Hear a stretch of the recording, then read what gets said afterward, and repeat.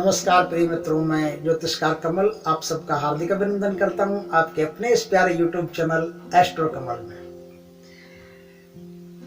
आज हम गणेश जी के जन्म की कथा के बारे में चर्चा कर रहे हैं। और ये मैंने बढ़ते ही कह दिया कि गणेश जी की कथा के बारे में चर्चा कर रहे हैं, तो आप उठ के मत भाग जाना। क्या है, हजारों बार सुनी हुई कथा है, क्या एक ही कथा को ले आया? नहीं, ऐसी बात नहीं।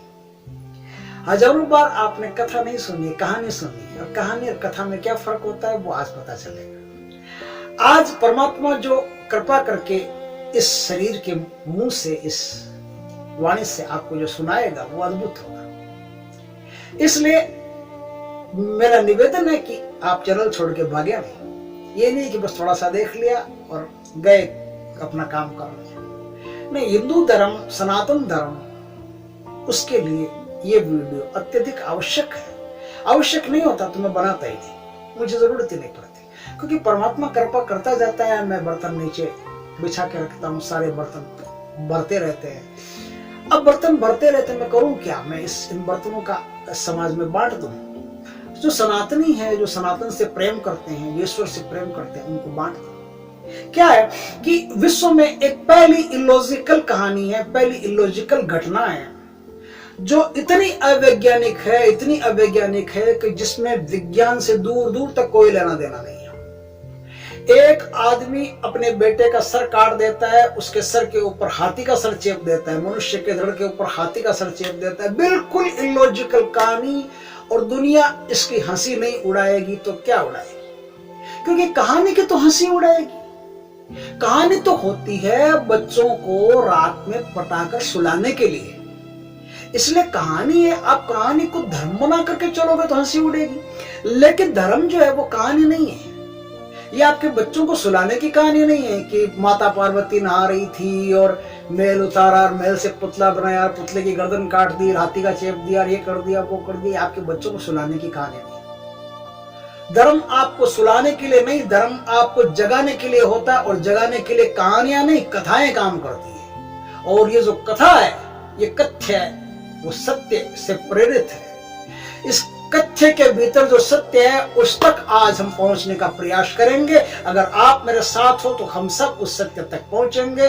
और जो भी कोई इस कथा का मजाक उड़ाता है उसे ये वीडियो सेंड कर दे, क्योंकि ये क्या है, समझ में आने वाली बात नहीं है। छोटी बुद्धि जिनकी होगी, जिनकी विचारधाराएं शुद्र होगी, सीमित होगी, उनके कभी समझ में नहीं आएगा, सवाल ही नहीं है। क्योंकि शुद्र विचारधारा का अर्थ क्या होता है कि आप चंद्रमा दिखाओ अंगुली से और वो अंगुली को पकड़ लेंगे, वो बात को पकड़ते, जो बात को पकड़ेगा वो शुद्र। अभी तीनों गुणों का आगे मैं वर्णन करूंगा उसमें, अब सुना आराम से। शुद्र क्या होता है, ब्राह्मण क्या होता है, वैश्य क्या होता है, ये सब वृत्तियां हैं, कोई जातियां नहीं है। आप किसी जाति में मत फंस जाना, ये सब वृत्तियां हैं। और इनका अर्थ क्या होता है, त्रिगुण का मतलब क्या होता है, तीन गुण कैसे पैदा होते हैं, कैसे खत्म होते हैं, कहां से शुरू होते हैं, उन सब के बारे में आज हम चर्चा करेंगे।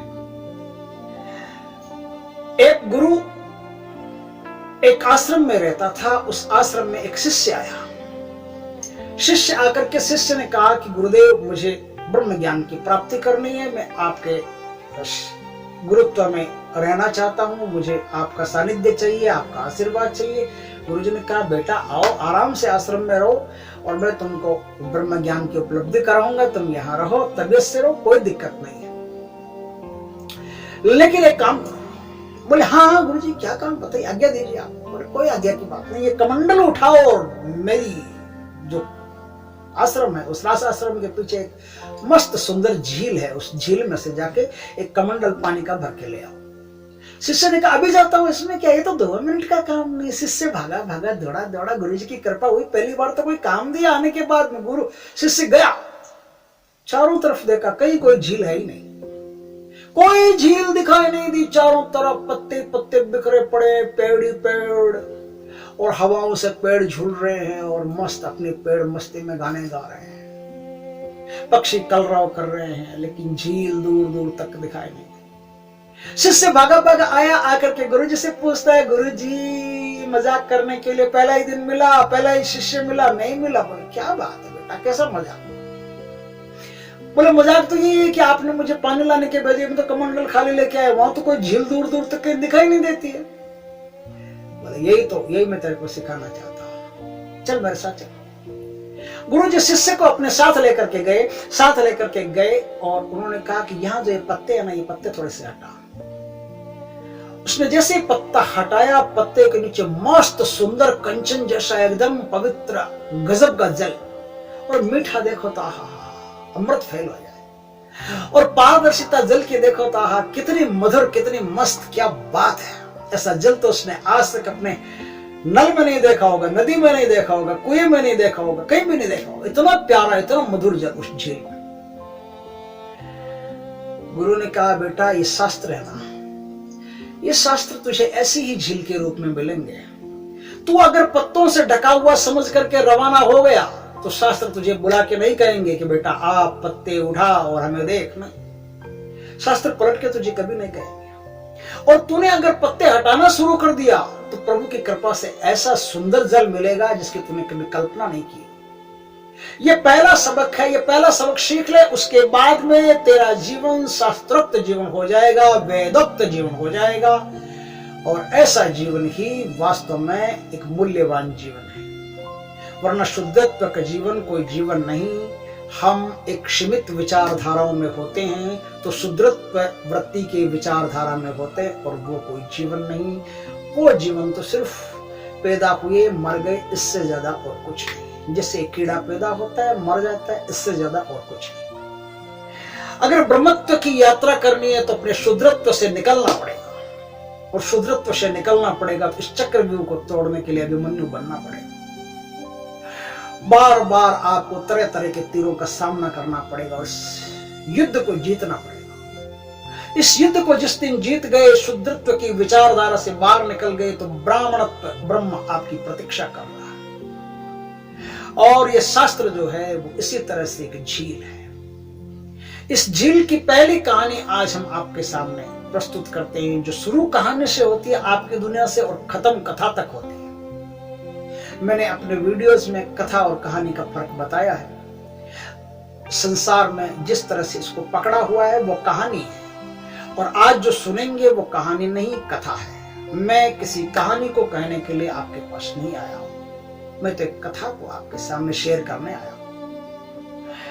एक कथा है जिसमें देवों के देव महादेव, उनकी धर्मपत्नी माता पार्वती अपने घर में स्नान कर रही है, और स्नान करते वक्त हल्दी का उबटन लगाया हुआ है। अब वो उबटन को उतारती है। उबटन को उतारने के बाद में सोचती है क्या करूं, तो उस उबटन का एक पुतला बनाती है, और पुतला बना करके उस पुतले में प्राण फूंक देती है। प्राण फूंकने के बाद में वो पुतला लड़का सजीवन लड़का बन जाता है, जीवित लड़का बन जाता है, बड़ा सुंदर बनता है, बड़ा अच्छा शक्तिशाली बलिष्ठ बनता है। तो क्या करके सोचती है कि इस लड़के का क्या करूं, तो पहरेदारी पर लगा देते हैं। फिर पहरेदारी में भगवान शिव आते हैं, फिर वो शिव से जूझता है कि अंदर नहीं जाने देंगे, और फिर क्या है शिव जी उसकी गर्दन काट देते हैं। फिर माता पार्वती भीतर से आती है, आंखें लाल लाल किए हुई, क्रोध में काली बनी हुई, बोले या तो मेरे पुत्र को जिंदा करो, नहीं तो मैं आप सबका खात्मा कर दूंगी, सबको मार दूंगी। तो उसके उग्र रूप को देख करके शिव सोचते हैं कि अब तो वापस जिंदा करना ही पड़ेगा। तो शिव वापस उसको जिंदा करने के लिए एक हाथी के बच्चे का सर लाते हैं, और वो सर उसके बच्चे के चिपका के उसको जिंदा कर देते हैं। यह कहानी खत्म। अगर यही कहानी थी तो कहने की क्या जरूरत थी, फिर तो हो गई खत्म। बच्चों को रुझाने की कहानी है तो, लेकिन ऐसा नहीं।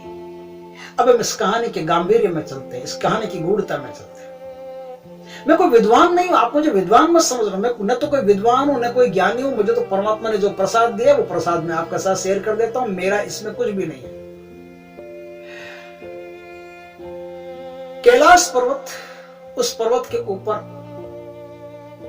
पर्वत का अर्थ होता है सबसे ऊंचा धरातल, चैतन्य का सबसे ऊंचा स्थान। जब चैतन्य अपने प्रखर तेज, प्रखर ऊंचाई पर होता है, उसका नाम पर्वत है। पर्वत का मतलब होता है स्थिर, अडिग। और उस पर्वत पर माता पार्वती स्नान कर रही है। प्रकृति पैदा कब होते हैं गणेश? भाद्रपद शुक्ल पक्ष चतुर्थी के दिन। ध्यान रखना, भाद्रपद में बारिश का मौसम है, प्रकृति एकदम हरियाली है, सब कुछ एकदम मस्त मस्त हो रखा है, और उस दिन प्रकृति स्नान कर रही है, शक्ति स्नान कर रही है, पार्वती स्नान कर रही है। पार्वती अपने घर में स्नान कर रही है तो उनको विचार आता है कि कोई पहरेदार बिठाएं दरवाजे पर, ताकि कोई आदमी ऐसे ही अंदर नहीं आ सके। एक बात समझ में नहीं आई, आपके भी नहीं आई होगी, पूछ लेते हैं। पार्वती अपने घर में स्नान कर रही है, बाहर पहरेदार बिठा रही है कि कोई अचानक से नहीं आ जाए। क्यों? घर में गेट नहीं था। पार्वती तो राजा हिमाचल की पुत्री थी। चलो आप मान लेते हैं कि शंकर भगवान तपस्या में रहते हैं, कौन खाती को बुलाए, कौन गेट करवाए, लेकिन उनके पिताजी तो राजा हैं। अब बेटी की ही व्यवस्था देखते हैं तो अपने यहाँ से कारपेंटर भी भेज सकते हैं, और विश्वकर्मा जी तो उनके खास कारपेंटर हैं। उनको तो जैसा बोलो घर का घर नया बना देंगे, फर्स्ट क्लास अट्टालिका बना देंगे। वो तो लंका पार्वती जी ने बनवाई है, सोने की लंका पार्वती जी ने बनवाई है। उन्होंने कहा कि हम लंका में रहेंगे। लंका का अर्थ होता है जैसी है वैसी है, एकदम सरल, सरलता पूर्वक। लंका का अर्थ होता है, लेकिन अर्थ में नहीं जाएंगे, पहले व्यर्थ में जाएंगे। लंका इन्होंने बनाई पार्वती जी ने, तो अपने घर का दरवाजा नहीं बनवा सकती। दरवाजा नहीं है, कुंडी नहीं है घर के, बात क्या है? घर में कोई ऐसे कैसे आ जाएगा? आप स्नान कर रही हैं, घर में कोई ऐसे कैसे आ जाए? आपको खुले में थोड़ी ना आ रही होंगी, घर में ना आ रही हैं, खुले में भी ना आ रही है तो आप तो राजा की बेटी है। मकान नहीं बना के दे सकते आपके पिताजी? आपको दे सकते हैं, बिल्कुल दे सकते हैं। घर के दरवाजा नहीं है कोई जो ऐसे ही आ जाएगा कोई। लेकिन ये बात सच है, उनके घर के दरवाजा नहीं है। परमात्मा के घर के कभी दरवाजा होता ही नहीं है। दरवाजा तो मनुष्यों के घर के होता है। जिन्हें कुछ खो जाने का भय होता है, उनके घर का दरवाजा होता है। जो सब कुछ लुटा देने के लिए 24 घंटे तैयार होता है, उनके घर में कोई दरवाजा नहीं होता। दरवाजा होगा, कोई विचार आएगा, परेशान हो जाएगा, खोलना पड़ेगा। कौन इतनी मेहनत करे? प्रभु का घर है, प्रभु के घर में तो सबके लिए निवेदन, सबके लिए आमंत्रण, उसके लिए क्या बोलते हैं उसको, इन्विटेशन तैयार है, पधारो, वेलकम। जीव मात्र के लिए प्रभु के दरबार में वेलकम लिखा है, इसलिए प्रभु के दरबार में प्रभु के कोई दरवाजा नहीं होता।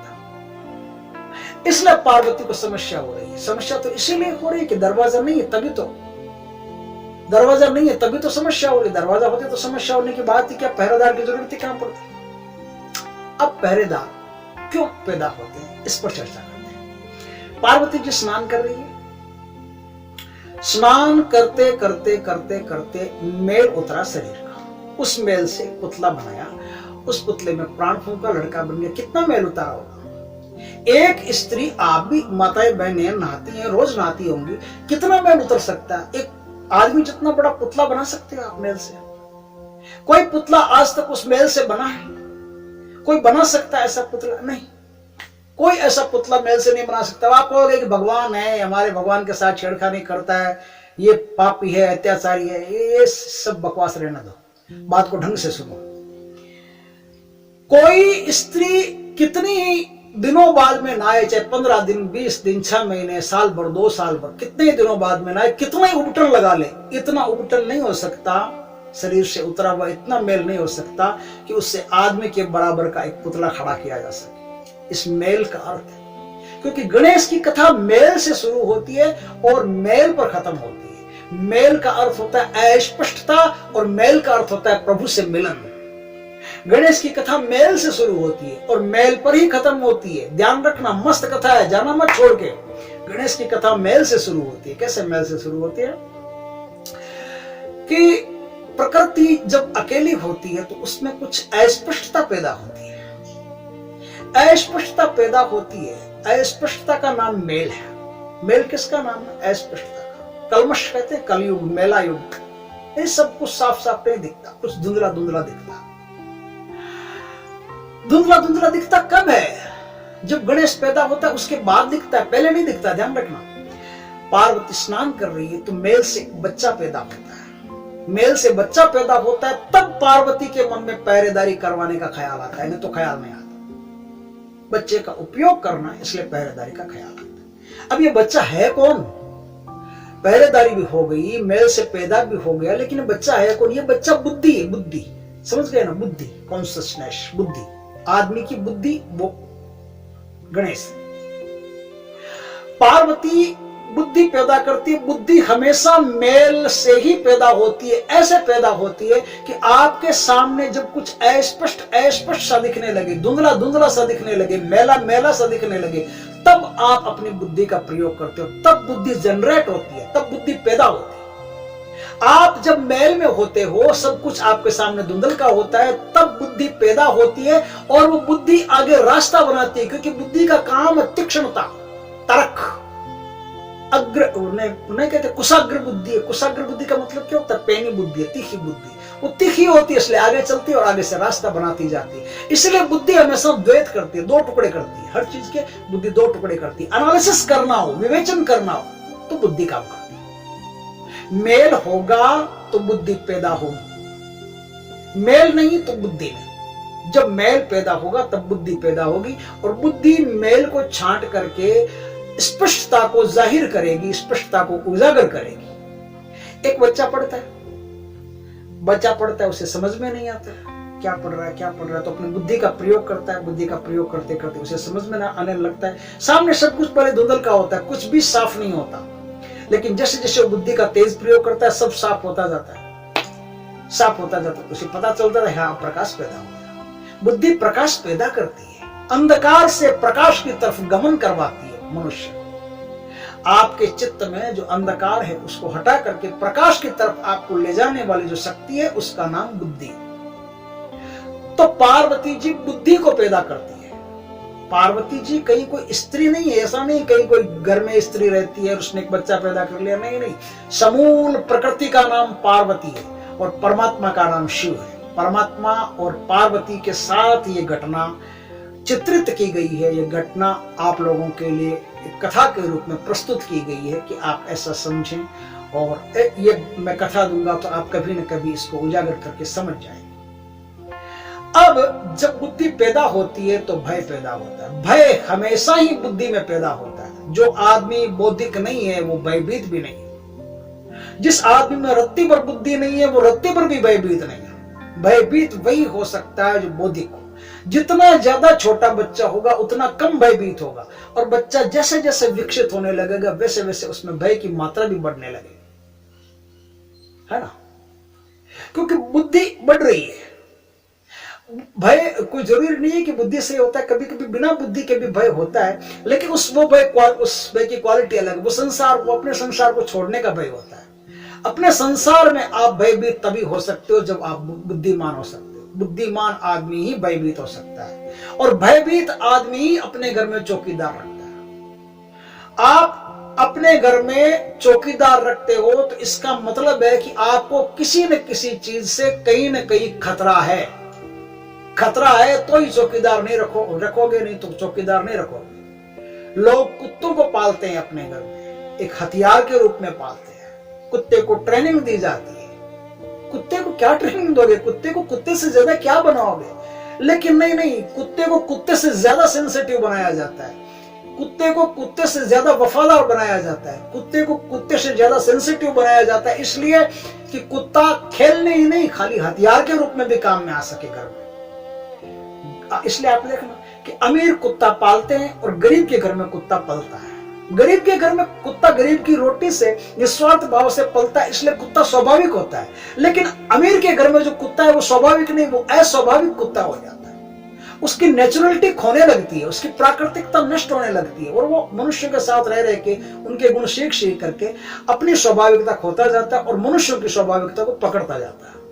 तो अमीर का कुत्ता इरनेचुरल होता है, गरीब का कुत्ता नेचुरल होता है। क्योंकि गरीब का कुत्ता पलता है, अमीर का कुत्ता पाला जाता है। गरीब का कुत्ता अपनी मर्जी से स्वच्छंद विचरण करता है, अमीर का कुत्ता अपनी मर्जी से विचरण नहीं करता, मालिक के कहने से विचरण करता है। तो जो मालिक की आज्ञा में जीना सीख गया वो स्वच्छंद नहीं रहा, परतंत्र हो गया। गणेश पैदा होते हैं तो पार्वती जी के मन में सुरक्षा का भाव आता है। सुरक्षा का भाव तभी पैदा होता है जब बुद्धि पैदा होती है। मेरे पास 1 लाख रुपया है, मुझ में बुद्धि नहीं है तो आराम से पड़ा 1 लाख रुपया, कोई दिक्कत नहीं। लेकिन जैसे मुझ में बुद्धि आती है वैसे मुझे पता चलता है कोई ले नहीं जाए, इसलिए तिजोरी के सबसे नीचे वाले खाने में चुपके से ऐसे रखूंगा। किसने तिजोरी भी खोल ली तो पता नहीं चलना चाहिए, और तिजोरी से भी हटा करके मैं ऐसे स्थान पर छुपा करके रखूंगा जहां कोई तिजोरी भी अगर पूरी की पूरी ले जाए तो भी मेरे को कोई टेंशन नहीं है, वो मेरे 1 लाख रुपए नहीं जानी चाहिए। भाव तब पैदा होता है सुरक्षा का जब बुद्धि पैदा होती है। बुद्धि पैदा हुई, भाव पैदा हुआ कि इस बच्चे को, बुद्धि को आप घर की रखवाली के लिए निर्धारित कर दो। क्या होता है कि इस शरीर की रखवाली बुद्धि करती है।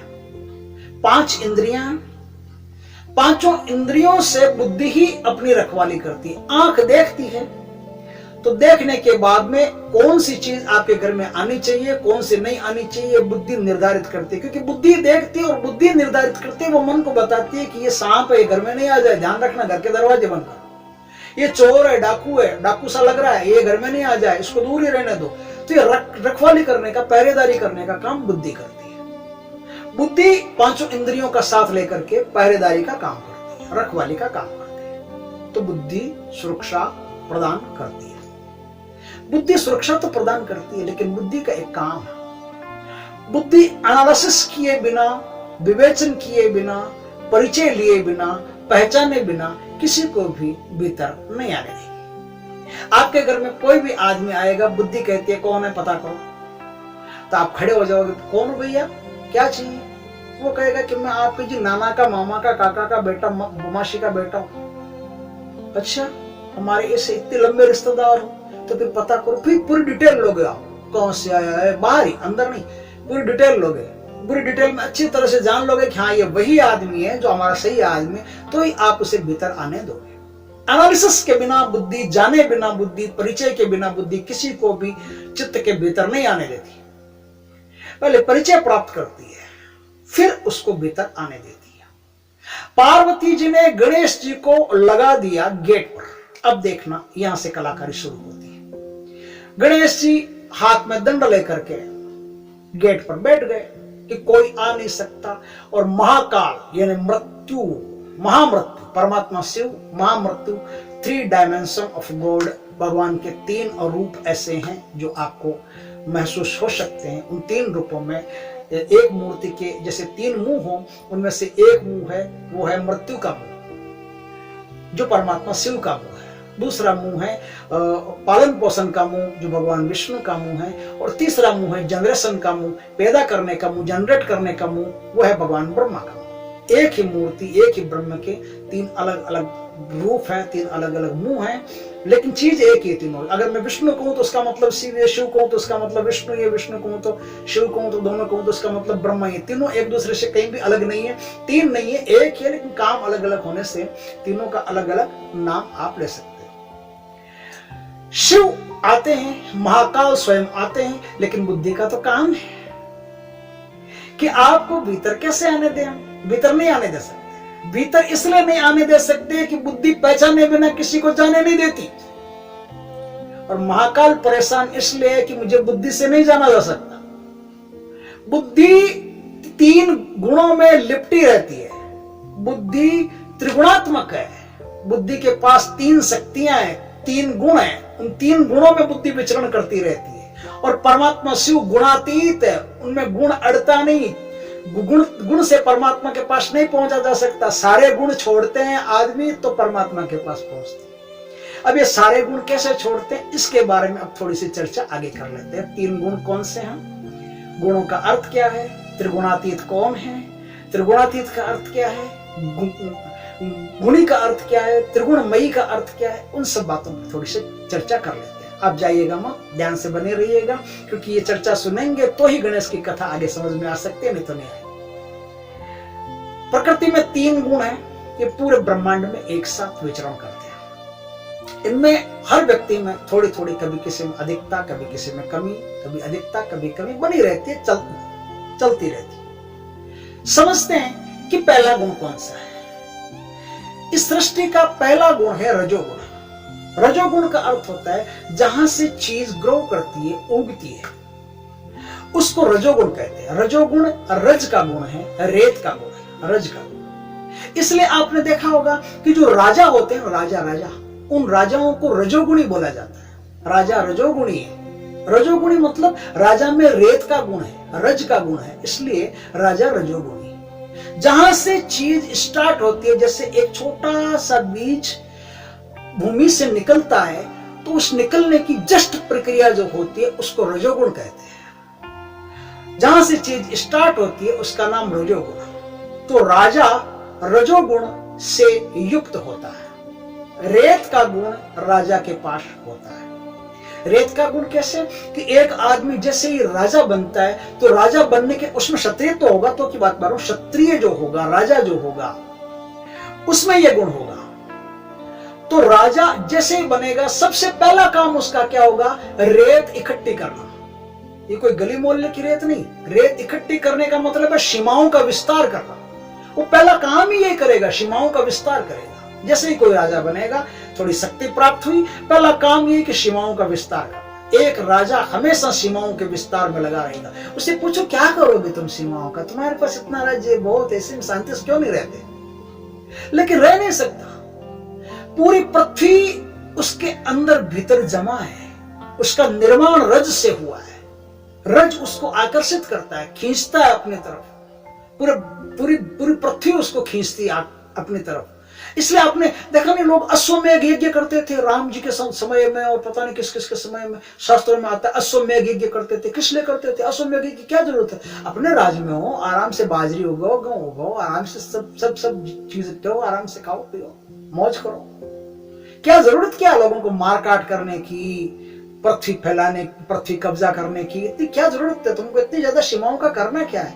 एक दिन जब तुम जाओगे तो थोड़ी सी जमीन पर तुम्हें दफन कर दिया जाएगा, या थोड़ी सी जमीन पर तुम्हें आग लगा करके वही खत्म कर दिया जाएगा, और यही मिट्टी जिसके लिए तुम भागे उसी में तुम मिल जाओगे। करोगे क्या?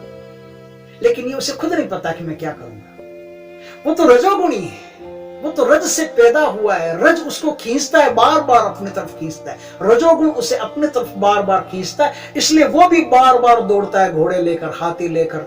अभी भी देखो ना, अभी भी बहुत सारे देश जो कोशिश करते हैं कि किसी न किसी की जमीन हमारे हाथ आ जाए। चाइना देखो इतना बड़ा है, क्या करेगा? हमारी मन थोड़ी सी जमीन लेके क्या करेगा? लेकिन कब्जा करने में रहता है कि हम ले लें।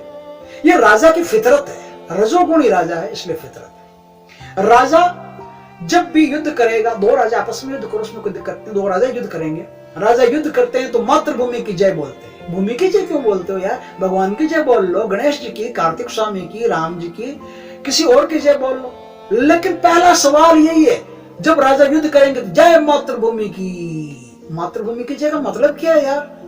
तुम मातृभूमि की जय क्यों बोलते हो यार? पितृभूमि की, पिता के भी जय बोल दिया करो। लेकिन नहीं, इसका कारण है कि सारा जज्बा जो पैदा हो रहा है वो भूमि से हो रहा है। अब ये मातृभूमि क्या है? मातृभूमि सबसे पहले इस धरती पर जब किसी ने मातृभूमि की जय बोला होगा ना, तो उसने समूल पृथ्वी की जय बोला होगा, उसने किसी बाउंड्री की जय नहीं बोली होगी, और बाउंड्री की जय होती भी नहीं है। जब एक देशभक्त कहता है कि मातृभूमि, वंदे मातरम, मातृभूमि की जय, तो मातृभूमि की जय का अर्थ खाली हिंदुस्तान की जय नहीं है, खाली पाकिस्तान की जय नहीं है, खाली चाइना, अमेरिका, बर्मा, बैंकॉक जो भी देश है उनकी जय नहीं है। वसुधैव कुटुंबकम की जो भावना वाले लोग हैं उनकी जय है। ये पूरी पृथ्वी की जय है, पूरी धरती की, पूरी धरती जहां तक आपके इस दिखाई देती है, आप नाप के माप के जो जोड़ के रखते हो, पूरी पृथ्वी की जय है। लेकिन हमने क्या बाउंड्री बना रखी है ना, इसलिए जब होश में आते तो कहते हैं कि हाँ ये मातृभूमि, ये हमारा ये गांव या शहर या कस्बा या जिला जो भी हमने बना रखा है उसकी जय बोल रहे हैं। उनको पता नहीं, जो जय बोल रहे हैं उनको भी पता नहीं कि जय धरती अपने आप बुलवा रही है अपनी, क्योंकि तुम सारा युद्ध धरती के लिए करते हो, तुमको पता ही नहीं। लोग सोचते हैं धन इकट्ठा करने के लिए युद्ध कर रहा होगा, नहीं नहीं, युद्ध सिर्फ धरती के लिए किया जा रहा है। राजा सिर्फ धरती के लिए युद्ध कर रहा है, मिट्टी के लिए युद्ध कर रहा है, इसलिए राजा रजोगुणी है। अब सतोगुणी कौन है? तो वैश्य सतोगुणी, क्योंकि सतोगुण का अर्थ होता है, देखो दो शब्द है, एक है शत, दूसरा है शतत। शतत का अर्थ होता है निरंतर चलता ही रहता है, चलता ही रहता है, कभी नहीं रुकेगा। लेकिन सत का अर्थ होता है चलेगा लेकिन एक दिन रुक जाएगा। चलता है, स्पीड है, जैसे एक गाड़ी है, चलती है, स्पीड है, लेकिन एक दिन रुक जाएगी। हवा है, चलती है, स्पीड है, लेकिन एक दिन रुक जाएगी, कहीं ना कहीं जाकर के हवा रुक जाएगी। ये सतोगुण है। आपको शतत अभी तक मिला नहीं है। शतत आपकी आत्मा है, और सत मतलब एक गति है, एक स्पीड है, एक मूवमेंट है। जो शतत नहीं, सत है। सत यानी थोड़ी चलती है, फिर रुकेगी आगे, और फिर रुक करके तम में प्रवेश कर जाएगी। तम का अर्थ होता है ठहर जाना। अब जो वैश्य होता है ना, वैश्य, ये वैश्य क्या करता है? ये सतत है, क्रियाशील है, लगातार चालू रहने वाली चीज है। एक गति है जो कहीं से प्रकट हुई फिर उठी, ऊपर की तरफ बढ़ी, बढ़ करके फिर नीचे की तरफ बढ़ी। इसलिए 3 स्थान बन जाते हैं उसके, एक जहां से शुरू हुई, दूसरी जहां पर चढ़ी और तीसरी जहां पर रुकी। इन 3 चीजों का नाम, एक का नाम है रज, दूसरा जो चढ़ता है और उतरता है उसका नाम है सत्य, और तीसरा जहां उतर करके रुक जाता है उसका नाम है तम। ये 3 गुण होते हैं और 3 ही तरह के लोग होते हैं इस धरती पर। जो सतोगुण है ये वैश्य के पास होता है, वैश्य सतोगुणी होता है। सतोगुणी जो होता है वो स्पीड में होता है, गति में होता है। इसलिए वैश्य क्या करता है, जब भी कोई काम करेगा तो ऐसे काम करेगा जिसमें स्पीड हो, गति हो, निरंतरता हो, कंटिन्यूटी हो। आप देखना कि जब भी किसी के पास, किसी क्षत्रिय के पास पैसा आएगा तो वो क्या करेगा, जिसमें क्षत्रिय वृत्तियां, मैं उनकी बात कर रहा हूं ना, ध्यान रखना, या मैं किसी जातियों की बात नहीं कर रहा हूं। आप ये नहीं कि मुझे कोर्ट में खड़ा कर दिया, हमको ऐसा कैसे कहा, नहीं नहीं, मैं क्षत्रिय वृत्ति की बात कर रहा हूं, वैश्य वृत्ति की बात कर रहा हूं, शूद्र वृत्ति की बात कर रहा हूं, ब्राह्मण वृत्ति की बात कर रहा हूं। तो आप इस बात पर थोड़ा ध्यान रखना कि जो भी वैश्य वृत्ति का व्यक्ति होगा वो क्या करेगा कि उसके पास जैसे ही धन आएगा सबसे पहला काम वो ये करेगा कि अपना बिजनेस बढ़ाएगा, जमीन नहीं खरीदेगा, सबसे पहले बिजनेस बढ़ाएगा, धंधा बढ़ाएगा, अपना काम धंधा, फैक्ट्री करेगा, मॉल करेगा, कोई ऐसा काम करेगा जो कंटिन्यू चलता रहे, उसमें स्पीड रहे, गति रहे, चलता रहे। और क्षत्रिय के पास पैसा आएगा तो वो क्या करेगा, सबसे पहला काम ये करेगा, प्लॉट खरीदेगा, जमीन खरीदेगा। रजोगुणी के पास जब पैसा आएगा तो रजोगुणी रज खरीदेगा, जमीन खरीदेगा, प्रॉपर्टी खरीदेगा, स्थिर संपदा खरीदेगा। और सतोगुणी के पास धन आएगा तो सतोगुणी पहला काम यही करेगा कि बिजनेस करेगा, व्यापार करेगा। जो भी कोई आदमी पैसा आते ही सबसे पहले व्यापार करने का विचार रखता हो तो समझ लेना कि वो आदमी सतोगुणी है। लेकिन एक गुण और था, तमोगुण। तमोगुण का अर्थ होता है तम, यानी अंधेरा, जहां कुछ भी साफ दिखाई नहीं देता। तो तमोगुण में जो बातें पैदा होती, बुद्धि तीनों गुणों में बराबर चल रही है, ध्यान रखना। तमोगुण, सतोगुण, रजोगुण, तीनों में बुद्धि बराबर चल रही है। सबके पास बुद्धि है। छोटा बच्चा है, उसके पास भी बुद्धि है, विकसित होने की कोशिश कर रहा है, ऊपर चढ़ने की कोशिश कर रहा है। और तमोगुण के पास भी बुद्धि है, वो गिरने की कोशिश कर रहा है। तमोगुण में जो आदमी आएगा उसकी वृत्तियां शुद्र हो जाएगी, सीमित हो जाएगी, रुक जाएगी, क्योंकि तम का अर्थ होता है अंधेरा। और अंधेरे में आप अगर घनघोर अंधेरे में डाल दिए जाएं तो आप क्या है, फिर चीजों को पकड़ोगे, समझोगे नहीं। इसलिए जो आदमी शुद्र प्रवृत्ति का होगा, जो आदमी तमोगुणी होगा, वो किसी बात को पकड़ लेगा। हाँ, ये देखो, ये लिखा है, ये देखो, ये बात कही, ये देखो, बात ये नहीं, बात ये नहीं। हाँ, बस अब यही सही है। क्योंकि अंधेरे में आप क्या करते हो, अंधेरे में पकड़ते ही तो, अंधेरे में पकड़ के पहचानने की कोशिश करते हो कि क्या है, ये कौन सा है, ये पाटा है कि ये अलमारी है कि ये घर में ये क्या है कि वो क्या है, कि पकड़ के आप पहचानने की कोशिश करते हो। जब आप पकड़ के पहचानने की कोशिश करते हो तो उस समय आप तम में होते हो, अंधेरे में होते हो। अंधेरे में बहुत सारी चीजें होती है। अंधेरे में कुछ ऐसी चीजें होती है कि आपकी बुद्धि काम करना बंद कर देती है। बहुत सूक्ष्म, धीरे धीरे बुद्धि चलती है, उसकी स्पीड बहुत टूट जाती है। अब अंधेरे में जो आदमी होगा वो आदमी विलीन होने की तरफ बढ़ेगा, ऐसे काम करेगा जिससे या तो नींद आ जाए, या मूर्छा आ जाए, या आदमी खत्म हो जाए। तो जो आदमी तमोगुणी होगा वो क्या करेगा, वो शुद्रता में, शुद्रता का अर्थ होता है कि सीमित हो जाना।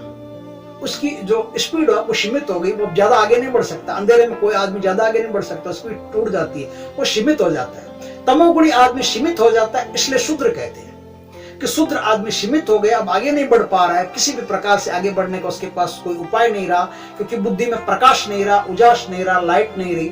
इसलिए तमोगुणी आदमी क्या करेगा, तमोगुणी आदमी जो होगा वो ऐसे काम करेगा जिससे आदमी मृत्यु की तरफ जाए, जिससे आदमी नींद की तरफ जाए, जिससे आदमी मूर्छा की तरफ जाए। तो तमोगुणी आदमी क्या करेगा, उसके पास यदि धन आ गया, धन की 3 गतियां बताएगा। धन अगर तमोगुणी आदमी के पास आ गया तो सबसे पहले बोतल खरीदेगा, बोतल पिएगा, शराब पिएगा, शराब पीने के बाद में मूर्छित हो जाता है।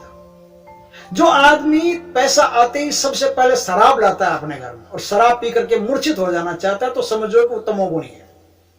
तमोगुण के पास जब पैसा आता है तो सबसे पहला काम, उस पैसे से वो मृत्यु, नींद या मूर्छा खरीदता है। ऐसे ऐसे काम करेगा जिससे नींद आ जाए या मौत आ जाए, लड़ाई करेगा, जुआ खेलेगा जिससे जल्दी फटाफट सब साफ हो जाए और आराम से सो जाए, काम खत्म। ऐसे आदमी वो काम करेंगे जिससे आदमी अपनी चेतना को बिल्कुल सुला दे, गहरी नींद में सुला दे। अब क्या है कि एक गुण और होता है जिसकी हमने चर्चा नहीं की अभी, वो होता है ब्राह्मण। ब्राह्मण आपको लगता है कि सतोगुणी है, लेकिन ब्राह्मण सतोगुणी नहीं है। आपको लगता है तमोगुणी, फिर तमोगुणी भी नहीं, रजोगुणी भी नहीं। इन तीनों गुणों से ऊपर एक और गुण होता है जो होता है ब्राह्मण का गुण। क्या होता है कि जब एक सतोगुणी आदमी स्पीड में जब ऊपर चढ़ता है, ऊपर चढ़ता है ना, पहाड़ के जैसे ऊपर मान लो जैसे सतोगुण है, वहां चढ़ा है आदमी, स्पीड है मतलब ऊंचाई भी है, जहां स्पीड होगी वहां ऊंचाई भी होगी। स्पीड में एक सतोगुणी आदमी जब ऊपर चढ़ता है तो आप क्या है, परमात्मा की कल्पना ऊपर करते हो। परमात्मा की कल्पना ऊपर करते हो ना, तो आप जब ऊपर करते हो तो आपको सतोगुणी आदमी ऊपर दिखता है। इसलिए आपको देखो संतों, महंतों, मठों, आश्रमों, महाराजों, मंदिरों, पूजाओं, इस सब में कौन दिखेगा? ज्यादा वैश्य दिखेगा। 3 तिलक निकाले, ऐसे भगवान का भजन करते हुए वैश्य आदमी परमात्मा के ज्यादा करीब लगेगा। लगेगा का कारण है कि आप परमात्मा को भी ऊपर मानते हो, और ऊपर से लपट सबसे पहले सतोगुणी के पास आती है। सतोगुणी के पास झोंके सबसे ज्यादा परमात्मा के आते हैं। इसलिए सतोगुणी को परमात्मा जल्दी ऊपर खींचने की कोशिश करता है। ऐसा लगता है नहीं, ऐसा है तो सबसे बेस्ट गुण तो तमोगुण है। अभी बताऊंगा कैसे है। सतोगुणी ऐसा लगता है जैसे परमात्मा के बहुत करीब, इसलिए मंदिरों मठों में सबसे ज्यादा वैश्य बैठे रहते हैं, सबसे ज्यादा श्रद्धावान वैश्य लगता है, क्योंकि तिलक वैश्य के, बातें मीठी मीठी वैश्य करता है, विनम्रता उसमें है, सारे गुण उसमें है। ऐसे जैसे संत के गुण होते हैं, सब गुण उसमें लगेंगे। इसलिए वैश्य हमको लगता है कि ये भगवान के सबसे ज्यादा करीब है, क्योंकि भगवान भी ऊपर और वैश्य भी ऊपर, सतोगुण सबसे ऊपर। इसलिए आपने देखा होगा कि लक्ष्मी की जब भी बात होती है तो लक्ष्मी पुत्र किसको बोलते हैं? वैश्य को बोलते हैं। क्यों बोलते हैं? कारण क्या है कि लक्ष्मी चंचला होती है, उसमें गति है, फास्ट है।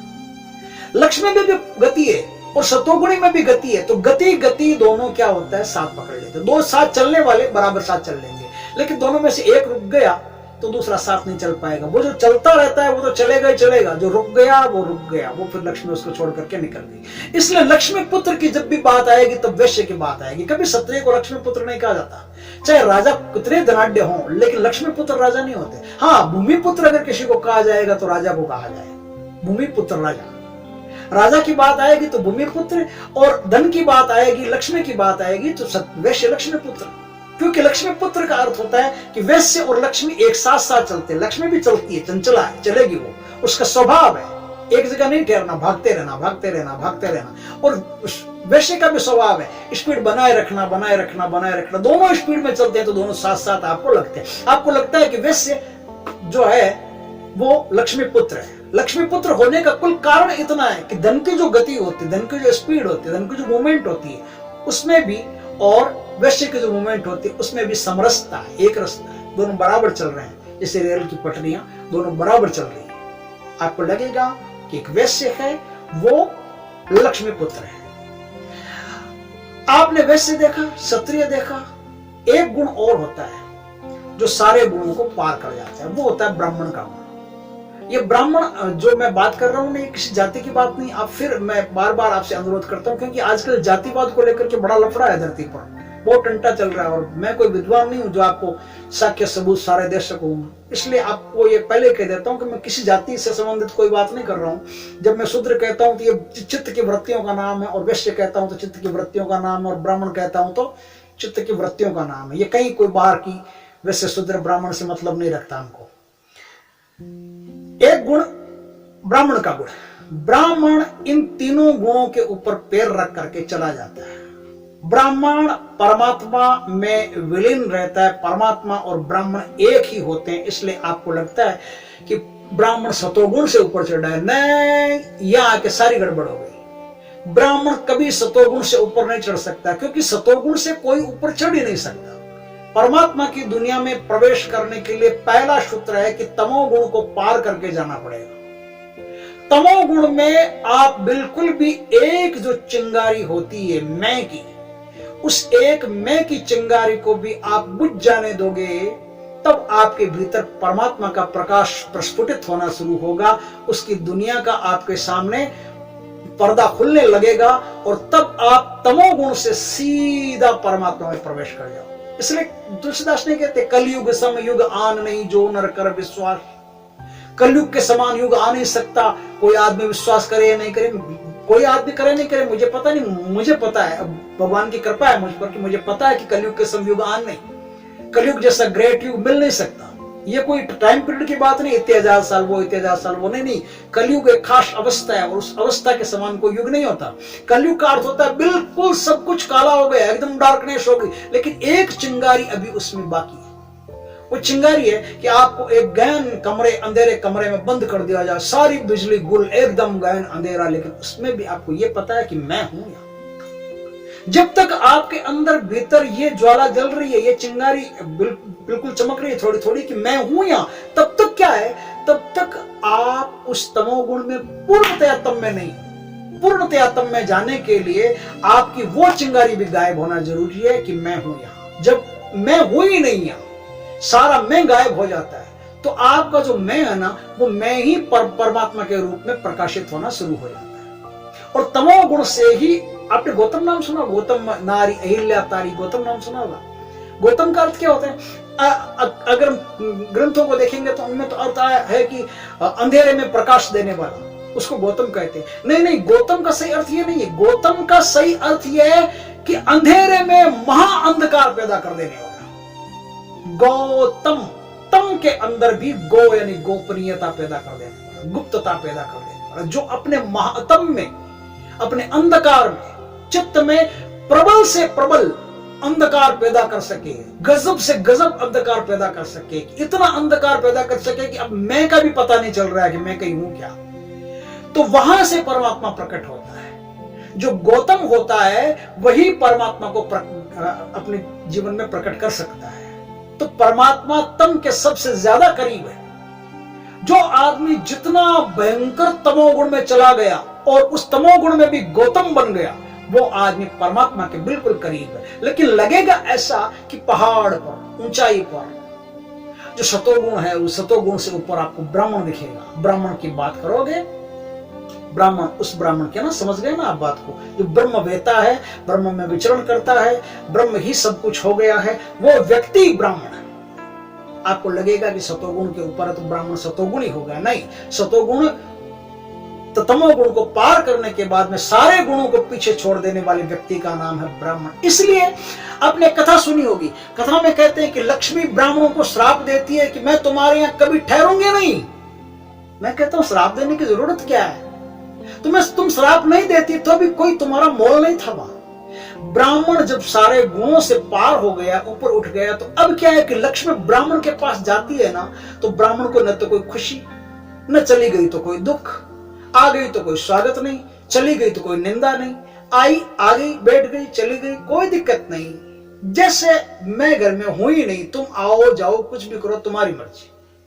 उसमें कोई भी प्रकार की, कैसी भी प्रकार की रत्ती भर भी दिलचस्पी नहीं। एकदम वीतरागिता पैदा हो जाती है मनुष्य में। एकदम वीतरागिता का अर्थ है कि तुम आई तो भी कोई दिक्कत नहीं और तुम चली गई तो भी कोई दिक्कत नहीं। तो ऐसा आदमी के पास लक्ष्मी आके करेगी क्या? क्योंकि आ गई तो बैठी है, कोई दिक्कत नहीं, हमें कोई परेशानी नहीं, और चली गई तो भी कोई टेंशन नहीं, कोई दिक्कत नहीं। सुदामा को देखो कितने मस्त गीत गा रहे हैं भगवान के आनंद से। उनकी पत्नी को परेशानी, उनको कोई परेशानी नहीं, भयंकर से भयंकर विपन्न अवस्था में जी रहे हैं। लेकिन सुदामा को ब्राह्मण आदमी परेशानी हो सकती है, उसको परेशानी कर सकता है धन? नहीं, ब्राह्मण को धन कभी परेशान कर ही नहीं सकता। धन इन तीन गुणों को परेशान कर सकता है। ब्राह्मण का अर्थ यह है कि जो तीनों गुणों से पार निकल गया, उसके लिए धन के प्रति कोई भी प्रकार का राग और द्वेष दोनों में से कुछ भी नहीं है। न तो राग है न वैराग है, वो तो वीतराग है। हो गया तो भी उसको चिंता नहीं, कोई उसके प्रति ज्यादा प्रफुल्लित नहीं होता, और नहीं हुआ है तो कोई ज्यादा उदास नहीं होता। इसलिए लक्ष्मी ऐसे आदमी के पास टिकेगी नहीं, क्योंकि ऐसे आदमी तो गति से भी ऊपर हो गए हैं ना। सारी गतियां उससे होकर के निकलना शुरू हो गई। अब वहां कोई गति है ही नहीं, वो तो परम स्थिरता को प्राप्त हो गया, सनातन को प्राप्त हो गया, वो तो शतत को प्राप्त हो गया, सत से निकल करके सतत को प्राप्त हो गया। अब सत उसके सामने छोटा पड़ने लग गया ना। तो सब छोटा पड़ने लग गया था। ऐसे आदमी के पास लक्ष्मी टिक करके क्या करेगी? लक्ष्मी तो चंचला है और वो आदमी तो चंचल है नहीं, रत्ती भर भी। उसकी तो सारी चंचलता खत्म हो गई। कब की खत्म हो गई? वो तो छोड़ के आ गया चंचल शरीर को। ऐसे आदमी के पास लक्ष्मी टिकेगी नहीं। इसलिए ब्राह्मण को इसमें शामिल नहीं किया गया। इसमें सिर्फ 3 ही गुणों को शामिल किया गया है, क्षत्रिय को, वैश्य को और शूद्र को। ब्राह्मण इसमें शामिल नहीं, क्योंकि ब्राह्मण गुणातीत हो गया, ब्राह्मण परमात्मा हो गया, ब्राह्मण भगवान हो गया। अब अपन बात करते हैं आगे कि ये 3 गुण धारण किए हुए गणेश भगवान शिव के सामने खड़ा है। 3 ही गुण है गणेश में, लेकिन परमात्मा गुणातीत है। परमात्मा इन 3 गुणों से पाया नहीं जा सकता। अब गणेश के और शिव जी के सामने युद्ध हो रहा है। गणेश कह रहा है कि मैं जब तक एनालिसिस नहीं कर लूं, पूरा परिचय प्राप्त नहीं कर लूं, तब तक मैं भीतर नहीं आने दे सकता। और परमात्मा हंस रहे हैं कि बुद्धि से मुझे जाना नहीं जा सकता। बुद्धि से मुझे जानने का तुम्हारे पास कोई उपाय नहीं है गणेश। तुम कितनी कोशिश करो, बुद्धि मेरी दुनिया में प्रवेश नहीं कर सकती। मेरी दुनिया में तो जब आदमी बुद्धि शून्य होता है तब मेरी दुनिया में प्रवेश करता है। बुद्धि हार जाती है, बुद्धि थक जाती है, बिल्कुल बुद्धि टूट के चूर हुए, बुद्धि में क्षण भर भी शक्ति नहीं उठने की, तब मेरी दुनिया में जीव प्रवेश करता है। और तुम मुझे बुद्धि से प्राप्त करना चाहते हो, ये संभव नहीं है गणेश। लेकिन गणेश की जिद है कि मैं आने नहीं दे सकता बिना परिचय के। और परमात्मा, इसलिए देखो, आपने देखा होगा गणेश के सामने जब शिव जी आते हैं तो शिव जी की वेशभूषा क्या है? बड़ा विचित्र लगता है भगवान। ऐसे मुंडों की माला पहने हुए, सांप, त्रिशूल और चंद्रमा और पता नहीं गले में क्या क्या डाले हुए, ऐसा ही लगता है। ऐसा का मतलब क्या है कि बुद्धि पहचान नहीं पा रही कि है क्या, ये चीज क्या है। ऐसा विचित्र टाइप का आदमी ऐसा है क्या? बुद्धि का समझ, गणेश के समझ में नहीं आता कि ये चीज क्या है। बुद्धि की कभी परमात्मा समझ में नहीं आता, क्योंकि परमात्मा तो विशाल प्रकृति है। विशाल प्रकृति, जब प्रकृति से भी आगे कोई चीज निकल जाती है, विराट रूप के दर्शन होते हैं, तो विराट रूप में तो चांद, धरती, आकाश, सब कुछ, पूरे सौरमंडल के सौरमंडल, और एक ही नहीं हजारों सौरमंडल आ गए। बुद्धि कैसे पहचानेगी? कहां कहां तक पहुंचानी? बुद्धि पहचान नहीं पाती। अब गणेश का और शिव का युद्ध होता है। गणेश और शिव का युद्ध होता है, तो उस युद्ध में क्या होता है कि 2 बातें हैं। एक तो अगर गणेश समर्पण कर दे तो भी गणेश को कटना पड़ेगा, क्योंकि समर्पण का अर्थ है कि बुद्धि अब रुक गई, काम नहीं कर रही है, बुद्धि हार मान गई आपके सामने। प्रभु, हे जनार्दन, आप ही हो। समर्पण का अर्थ यह होता है कि हमारी बुद्धि काम नहीं करती, हम अपनी बुद्धि से कोई काम लेंगे ही नहीं। अब तुम्हारी बुद्धि तुम ही जानो, तुम ही सब करो, हम अपनी तरफ से बुद्धि चलाएंगे नहीं। तो जो कहता है वही सही है। और अगर युद्ध करता है तो भी बुद्धि कटेगी। एक छोटा बच्चा जब एक सवाल को पढ़ता है, पढ़ते पढ़ते समझ में नहीं आता है, बुद्धि लगाता है, बुद्धि लगाते लगाते लगाते क्या होता है कि वो सवाल को समझ जाता है। जहां वो सवाल को समझ गया वहां उसकी बुद्धि कट गई। बुद्धि कट जाने का मतलब है कि बुद्धि का काम खत्म हो गया। बुद्धि का काम 2 ही तरीके से खत्म होता है, या तो समझ के खत्म होता है या नहीं समझ के खत्म होता है। यहां गणेश नहीं समझ के काम खत्म कर रहे हैं। भगवान कह रहे हैं कि ये जो रचना पार्वती ने की है ना बुद्धि की, ये रचना अधूरी रचना है। इस रचना में बहुत कमी है। कमी यह है कि परमात्मा को बुद्धि से पाया ही नहीं जा सकता। बुद्धि या तो कटेगी तो जीव मुझ में आ सकता है, या बुद्धि समर्पित होगी तो जीव मुझ में आ सकता है, परमात्मा में आ सकता है। ऐसे संभव नहीं है। तो शंकर भगवान क्या है कि अपने त्रिशूल से, अब त्रिशूल क्या है? त्रिशूल 3 ताप है धरती के। 3 प्रकार के ताप इस धरती पर मौजूद हैं। उन तीनों तापों को परमात्मा अपनी मुट्ठी में पकड़ के रखते हैं। जब भी इंसान को इन 3 तापों को भोगना पड़ता है तो ये समझ लो कि वो अपने जीवन में इन तापों को इसलिए भोग रहा है कि इन तापों को भोगने की दुर्दशा उसने खुद ही अपने जीवन में निर्मित कर ली है। वो 3 ताप क्या है? एक तो है आधि देहिक, शरीर जब बीमार पड़ता है, बूढ़ा होता है, ये आदि देहिक ताप है जो प्रकृति के कारण हमको भोगना पड़ता है। हमारा शरीर प्राकृतिक है, नेचुरल है, इसलिए सर्दी में सर्दी लगेगी, गर्मी में गर्मी लगेगी, बहुत सारे ऐसे काम होंगे जो दैहिक है, हमको भोगने पड़ेंगे। इसमें बीमारियां पैदा हो सकती है, इसमें कुछ भी हो सकता है, जिसका पूरा मेंटेन रखना पड़ता है। इस ताप को आदि देहिक ताप बोलते हैं। और ये ताप त्रिशूल का एक शूल है, वो भगवान अपनी मुट्ठी में रखते हैं। यानी मुट्ठी में रखने का अर्थ है कि परमात्मा की दुनिया में ये तीनों ही ताप नहीं चलते हैं। वह न तो आदि देविक है, न आदि देहिक है, न आदि भौतिक है, कोई ताप नहीं। आदि भौतिक क्या है? फिजिकल वर्ल्ड है, जिसके कारण से हमको इस संसार में बहुत सारे कष्ट भोगने पड़ते हैं। जैसे कोई महामारी आ गई, जैसे तूफान आ गया, जैसे कोई धरती उलट पुलट हो रही है, जैसे कोई बाढ़ आ गई, जैसे कोई सूखा पड़ गया, ये सब जितने भी है ना, ये आदि भौतिक परेशानियां हमारे जीवन में, आदि भौतिक परेशानियां, इन्हें आदि भौतिक परेशानियां कहते हैं। आदि दैविक परेशानी ऐसी है जो हमारे जीवन में ऐसी परेशानी आ गई जिनका कोई पता ही नहीं लग रहा है कि परेशानी है क्या और कहां से, लेकिन हम कष्टों पर कष्ट पाए जा रहे हैं। उन परेशानियों को आदि दैविक परेशानियां कहते हैं, दुख कहते हैं। ये 3 प्रकार के दुख होते हैं, और 3 प्रकार के दुख अपनी मुट्ठी में जो बांध के रखता है, उसका अर्थ है कि यहाँ तीनों प्रकार के दुख मुट्ठी में रहते हैं। तीनों प्रकार के दुख मुट्ठी में रहते हैं, तो इसका मतलब है कि वहां तीनों प्रकार के दुख नहीं है, यानी कि वहां जो जीवन है वो परम सुखी जीवन है। बुद्ध का जो जीवन है वो परम सुखी जीवन है, ध्यान का जो जीवन वो परम सुखी जीवन है। वहां दुख नहीं होता।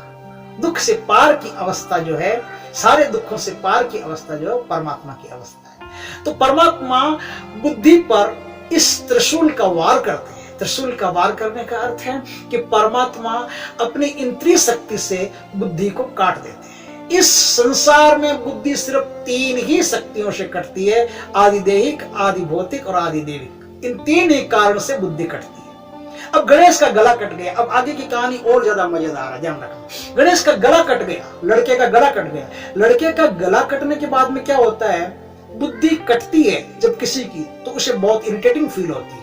आप मुझसे बात कर रहे हो, तर्क कर रहे हो, और मैंने तर्क में आपकी बुद्धि को काट दिया। जैसे ही मैंने तर्क में आपकी बुद्धि को काटा, वैसे ही आप बबक पड़े, गर्म हो गए, और तुरंत आपके अंदर आवेश पैदा हो गया। क्योंकि क्रोध का नियम है, जहां बुद्धि होती है वहां क्रोध नहीं होता। परशुराम गणेश की लड़ाई होती है ना, वो लड़ाई भी मैं अगले वीडियो में परशुराम जी पर जो वीडियो बनाऊंगा उसमें बहुत गंभीरता से इस पर चर्चा हम करेंगे कि जहां बुद्धि होती है वहां क्रोध नहीं होता, जहां क्रोध होता है वहां बुद्धि नहीं होती। बुद्धि और क्रोध एक साथ नहीं रह सकते कहीं, इसलिए परशुराम गणेश की लड़ाई हो रही है, युद्ध हो रहा है आपस में।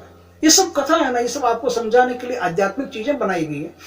तो अब क्या है कि गणेश का और शिव जी का युद्ध होता है, तो शिव जी युद्ध में गणेश जी का गर्दन काट देते हैं। गर्दन काटते ही गर्दन गायब हो जाती है, क्योंकि बुद्धि का नियम है, जब बुद्धि कटी तुरंत बुद्धि गायब हो जाएगी, क्योंकि बुद्धि गायब नहीं होगी तो क्रोध प्रकट नहीं होगा। जब भी आप किसी की बुद्धि काटते हो, चाहे आपके सामने वो बोले या नहीं बोले, वो आदमी क्रोधित होगा ही होगा।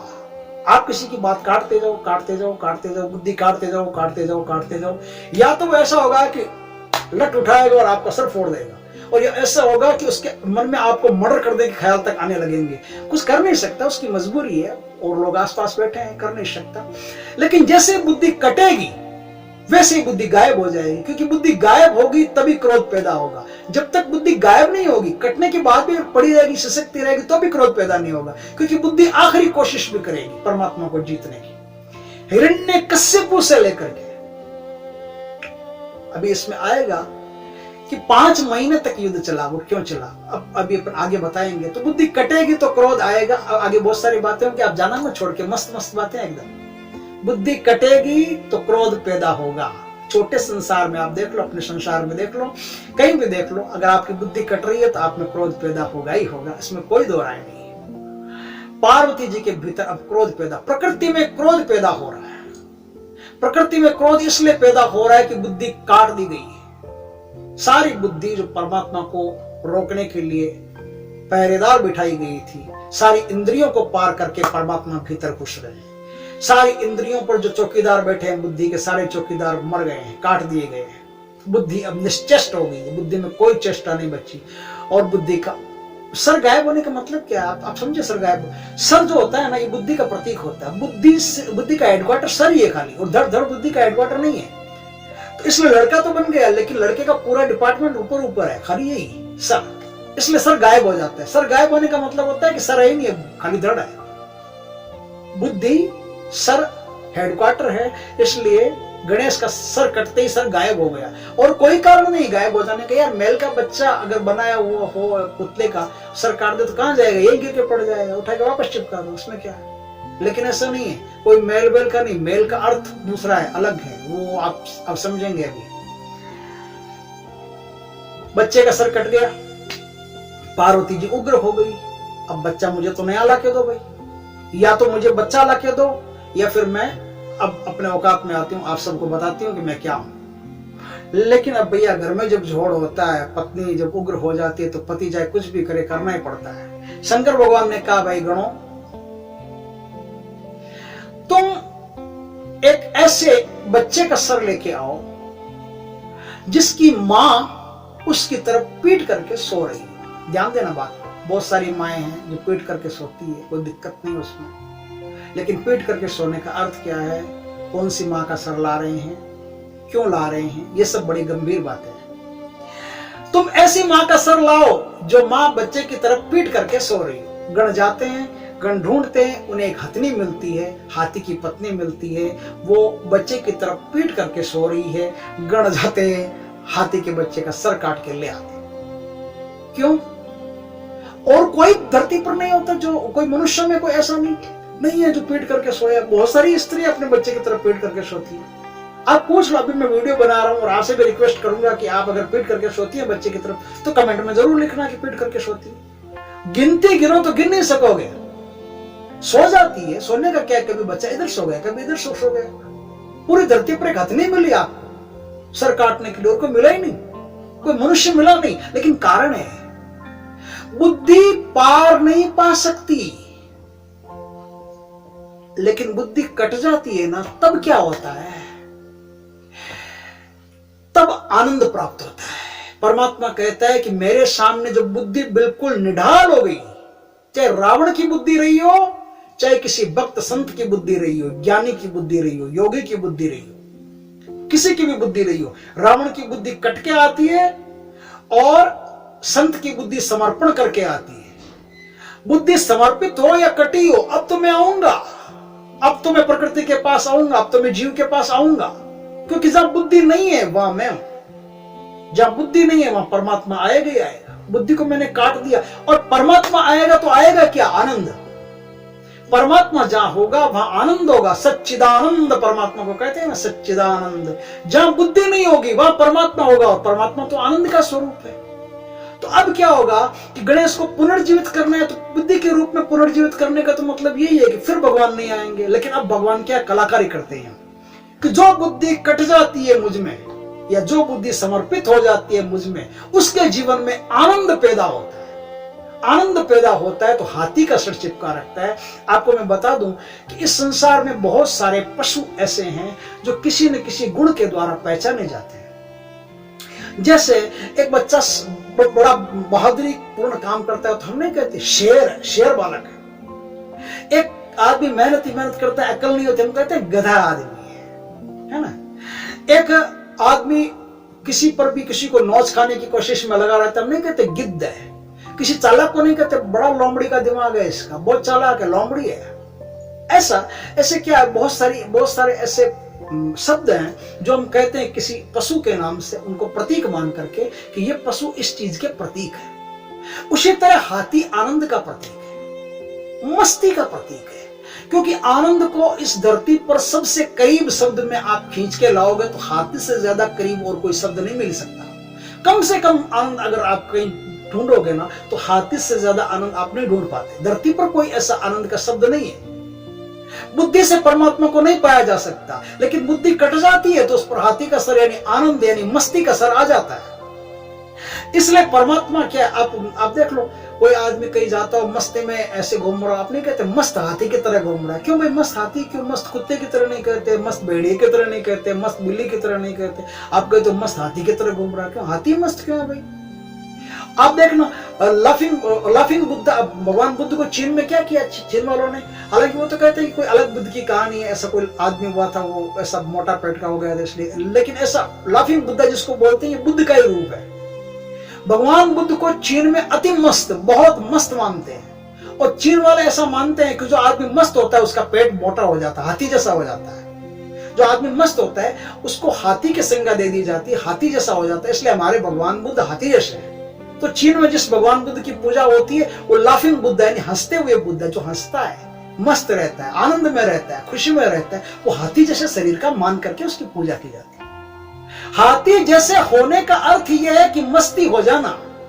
गणेश जी पर हाथी का सर चिपका देने का अर्थ है कि गणेश जी अब आनंद स्वरूप हो गए। खाली बुद्धि स्वरूप नहीं, खाली बुद्धि किसी काम की नहीं होती परमात्मा में। बुद्धि कट जाती है, बुद्धि थक जाती है तो आनंद पैदा होता है। आप भी देखो, किसी काम को करते करते आप बुद्धि बिल्कुल निचोड़ के लगा देते हो, एकदम निचोड़ के लगा दी बुद्धि सारी की सारी बुद्धि वहां खर्च कर दी, और अब उस काम में परिपूर्णता पैदा होगी। और उस काम में परिपूर्णता पैदा होती आपको स्टेज पर सम्मान दिया जाता है कि इन्होंने इस काम को किया है, इनका स्वागत है, स्टेज पर आइए, मंच पर आइए, माला ग्रहण कीजिए, और ये वो क्या होता है, वर्ल्ड कप धारण कीजिए, वो ट्रॉफी धारण कीजिए या पुरस्कार धारण कीजिए, कुछ भी। तो जो पुरस्कार लेते हैं, माला पहनते हैं, तो बुद्धि खत्म होने के बाद, सारी बुद्धि कहीं लगाने के बाद में जो परिणाम मिलता है, उस परिणाम में आनंद प्राप्ति होती है। उस आदमी की उस समय स्थिति बड़ी गजब की होती है, बड़ा आनंद में रहता है, उसको एकदम मस्ती छाई हुई होती है, तुरीय अवस्था में चला जाता है ऐसा आदमी। समझे ना बात को? तो बुद्धि कटती है तो हाथी का सर आता है। अब हाथी की माँ ऐसा क्यों क्यों क्यों, उसकी और कोई माँ नहीं? पाप तो किसी भी माँ के बच्चे का काट के लो, पाप तो लगने लगना है। लेकिन यहाँ कोई सर काटा नहीं गया किसी का, ये तो प्रतीकात्मक एक कथा बनाई गई है। कथा इसलिए बनाई गई है प्रतीकात्मक, इसमें छोटी छोटी चीजों को जोड़ करके एक वैध कथा बनाई गई है, ताकि आराम से समझ में आ सके कि परमात्मा क्या है, बुद्धि क्या है, पार्वती प्रकृति क्या है। इन सब चीजों को समझने के लिए छोटी छोटी बातें शुरू में बात दे दी, फिर आप इसको समझने की कोशिश करोगे तो आगे जो तत्व बहता होंगे वो आपको समझाएंगे तो आनंद आएगा। तो संसार में कहा गया है कि देखो, हाथी की जो माँ है ना, वो बच्चे की तरफ सर करके नहीं सो रही, बच्चे की तरफ पीठ करके सो रही। देखो, जो संसार का मतलब क्या होता है? संसार का मतलब बच्चा होता है, मतलब बच्चे का मतलब संसार होता है। समझना बात को, बच्चा है तो ही संसार है, नहीं तो कोई संसार नहीं। आपको नहीं कहते आपका संसार, मेरा संसार का मतलब होता है मेरे बाल बच्चे जो भी है, 2 बच्चे, 3 बच्चे, 4 बच्चे, 10 बच्चे, जितने मेरे बच्चे हुए, ये बच्चे ही मेरा संसार है। संसार नहीं हूं मैं तो किसी दूसरे का संसार हूं, मैं तो अपने माता पिता का संसार हूं। मैं अपना संसार खुद नहीं हूं, मुझे तो अपने माता पिता ने पैदा किया है, इसलिए मैं अपने माता पिता का संसार हूं, और मेरे बच्चे हैं वो मेरा संसार है, मेरा निर्माण है, मैंने निर्मित किया, मैंने मेरी पत्नी ने मेरे बच्चों को पैदा किया, निर्माण किया, तो वो मेरा संसार है। पुत्र संसार होता है, संतान संसार होता है, और जो आनंद में होता है ना, वो संसार की तरफ नहीं, परमात्मा की तरफ पीठ मुंह करके सोता है, संसार की तरफ पीठ करके सोता है। ये प्रतीकात्मक है। किसी हाथी के बच्चे का कोई सर काट के भगवान को क्या जरूरत है? जो ऐसे बच्चे को वापस जो प्राण दान दे सकते हैं, वो तो अपने आप इसी कृपा से सर भी पैदा कर सकते हैं। उनको क्या बोझ लगता है? ऐसा क्यों किसी हथनी का काट के लाएंगे बेचारी का? वो भी बच्चे के लिए तड़तड़पी होगी, रोई होगी, ऐसा थोड़ी है। परमात्मा को जरूरत नहीं किसी का सर काट के लाने की, सारे सर उसके हैं, वो किसका सर काट के लाए? उसको कौन सा तकलीफ है? जब पार्वती जी मैल से शरीर बना सकती है, तो शंकर भगवान तो उससे ज्यादा मेले रहे होंगे। फिर वो तो तपस्या करते हैं वनों में, घूम पर्वतों में, और सालों तक तपस्या करते रहते हैं, नहाने धोने का कोई काम ही नहीं, रेत वेत कितनी आके पड़ी होगी। वो तो एक बार नहाएंगे तो पूरी फौज खड़ी कर देंगे पुतलों की, उनको क्या जरूरत है कहीं से सर लेके आने की? लेकिन ऐसा नहीं है। ये प्रतीकात्मक कहानी, इसको थोड़ा सा समझना जरूरी है। ये कथा है, इसको समझेंगे तो अर्थ रहेगा। तो शंकर भगवान उस बच्चे का सर मंगाते हैं। किस बच्चे का? जो आनंद है। आनंद हमेशा परमात्मा की तरफ मुंह किए रहता है और संसार की तरफ पीठ किए रहता है। आनंद को कोई मतलब नहीं है। भक्त जब आनंदित होता है, उसे मतलब नहीं कि संसार क्या कह रहा है। लोग कहे कुल नासी रे, उनको कोई मतलब नहीं लोग क्या कह रहे हैं। लोग कहे मीरा भई रे बावरी, सास कहे कुलनासी रे।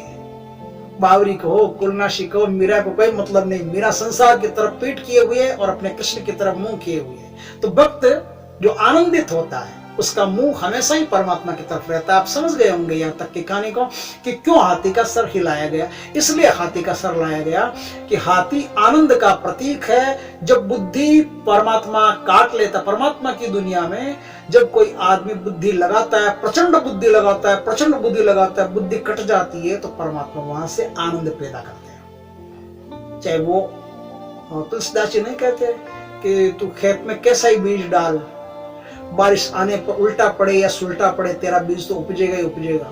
तो परमात्मा में नेगेटिव बुद्धि डाल या पॉजिटिव बुद्धि डाल, चाहे उसकी प्रशंसा कर, चाहे उसकी निंदा कर, उसको कोई फर्क नहीं पड़ता तेरी प्रशंसा और तेरी निंदा से। तो परमात्मा की निंदा प्रशंसा कुछ भी करता जा। नास्तिक शब्द सुने, नास्तिक में भी आस्तिक होता है, नास्तिक में भी आस्था होती है कहीं न कहीं। एक दिन ना गायब हो जाता है, आस्था बच जाती है। तू करता जा, बस मेहनत करता जा, तू गाली देता जा तो भी वो मेरा भजन है, और तू राम राम करता जा तो भी मेरा भजन है। करता जा बस, तू लगातार अपनी बुद्धि को मुझ में लगाए जा। एक दिन तेरी नास्तिकता गायब हो जाएगी, एक दिन तेरी सारी बुद्धि निचोड़ जाएगी नींबू के रस की तरह, और उस दिन आनंद प्रकट होगा तेरे जीवन में। उस दिन मैं प्रकट होऊंगा, परमात्मा प्रकट होगा तेरे जीवन में। जिस दिन आनंद प्रकट होगा तेरे जीवन में, उस दिन तेरा जो सर है ना बुद्धि का, ये मानव का नहीं रहेगा, ये आनंद का हाथी का हो जाएगा। हाथी का शरीर, हाथी का सर, आदमी का शरीर, कोई मैचिंग है भला? आदमी के सर पर कोई हाथी का सर, आदमी के शरीर पर कोई हाथी का सर आ सकता है? ये तो विज्ञान में संभव ही नहीं है। कहीं भी देख लो, हाथी का सर कोई संभव हो सकता है किसी आदमी के शरीर पर? नहीं। लेकिन परमात्मा जिस हाथी का बता रहे उसका संभव हो सकता है। अब आगे बात आती है कि उन्होंने हाथी का जो है सर लगा दिया, हाथी यानी आनंद का सर, आनंद स्वरूप बना दिया। लेकिन ये तो दो बातें होगी, एक आनंद है, एक बुद्धि है। तो आनंद से बुद्धि, फिर इसका सम्मेलन होगा कैसे? आनंद और बुद्धि के बीच में क्या है? तो आनंद और बुद्धि के बीच में एक रेखा है। दो चीजें जुड़ती है, हाथी का सर जुड़ता है, मनुष्य का धड़ जुड़ता है, तो बीच में क्या होता है? एक रेखा पड़ती है, उस रेखा का नाम है विवेक। और वो विवेक तब पैदा होता है जब आनंद और बुद्धि मिल जाती है, तब विवेक बीच में रहता है। विवेक बीच में रहता है ना, तो वो सारे डिवाइडेशन आपको अच्छी तरह से समझाता है, भला बुरा आपको अच्छी तरह से समझाता है। नहीं तो बुद्धि तो तमस में भी होती है, बलात्कारी में भी बुद्धि तो होती है। तामसी आदमी बलात्कारी होता है, तामसी आदमी चोर होता है, तामसी आदमी डाकू होता है, तामसी आदमी कपटी होता है। तो बुद्धि तो उन सब में होती है। चोर में भी बुद्धि होती है, बलात्कारी में भी बुद्धि होती है। वो भी सबके सामने भरी भीड़ में बलात्कार थोड़ी करता। लड़की अकेली मिली है एकदम, तब बलात्कार करेगा, किसी को पता नहीं चलना चाहिए कि मैंने किया है, एकदम बुद्धि तो पूरी लगाएगा। चोर सेंध लगा के बैठेगा, कोई आ नहीं जाए, कोई जाग नहीं जाए, सबके सोने की प्रतीक्षा करेगा, फिर घर में घुसेगा। बुद्धि तो पूरी लगा रहा है ना बेचारा, लेकिन विवेक नहीं है। तामसी आदमी के पास, शुद्र वृत्ति के पास विवेक नहीं होता, और विवेक नहीं होने से खाली बुद्धि है। और यहाँ जो आनंद के साथ बुद्धि है, परमात्मा के आनंद के साथ, उसमें विवेक साथ में होता है। वो बताता है कि भला क्या है। चोर को बताता है ये चोरी करना पाप है, ये मत कर बेटा, गलत बात है। पाप का अर्थ है कि तेरी आत्मा के खिलाफ धर्म है। आत्मा का स्वाभाविक धर्म चोरी करना नहीं है, दान करना है, देते रहना, बांटते रहना। तो बांटते रहना तेरा धर्म है। इसलिए देखा होगा आपने, जो सात्विक वृत्ति के लोग होते हैं वो दान खूब करते हैं, क्योंकि जो सात्विक वृत्ति का आदमी होगा उसका स्वभाव बन जाएगा देना, देना उसकी कला बन जाएगी। जितने भी सेठ साहूकार होंगे वो सब, कहीं भी देखो, कोई बड़े बड़े चंदे हुए, कोई भी अच्छा संत महात्माओं का खर्चा चलता हुआ, कुछ भी चलता हुआ, सब कौन चला रहे हैं? व्यवसाय चला रहे हैं। बुद्धि, जो बढ़िया बुद्धि के आदमी होते हैं, व्यवसायी बुद्धि के आदमी होते हैं, वो चला रहे हैं सारे खर्चे। क्योंकि सत्व में क्या होता है? विवेक साथ में होता है, तम में विवेक साथ में नहीं होता। और रजस जो होता है, रजोगुण जो होता है, रजोगुण में भी बुद्धि तो होती है, लेकिन रजोगुण में विवेक ज्यादा होता है, बुद्धि कम होती है। सतोगुण में विवेकशील बुद्धि होती है, और तमोगुण में विवेकहीन बुद्धि होती है। बुद्धि तीनों में होती है, विवेक का फर्क है खाली। लेकिन जो ब्रह्म आनंद में, वो पूर्ण विवेकवान, पूर्ण बुद्धिमान और पूर्ण आनंदित होता है। इसलिए ये कथा यहां तक है। अब कथा में एक कलाकारी है कि गणेश जो पैदा होते हैं, गणेश जो पैदा होते हैं, ये पैदा होते हैं भाद्र पक्ष, भाद्र शुक्ल पक्ष, भाद्र का महीना, भाद्रपद का महीना, शुक्ल पक्ष, और शुक्ल पक्ष की चतुर्थी तिथि को, और उसका सर कट जाता है। दोनों की आधे जो कथावाचक होते हैं वो भाद्रपद में मानते हैं, आधे माघ में मानते हैं ना, आधे माघ में मानते हैं, आधे भाद्रपद में मानते हैं। तो दोनों का अर्थ है। भाद्रपद का अर्थ होता है भद्र पुरुष, भद्र पुरुष, विवेकशील पुरुष, समझदार पुरुष, ऐसा आदमी जो विवेकवान है, समझदार है, ज्ञानी है, गुणी है, अच्छा है, उसे भद्र कहते हैं, है ना।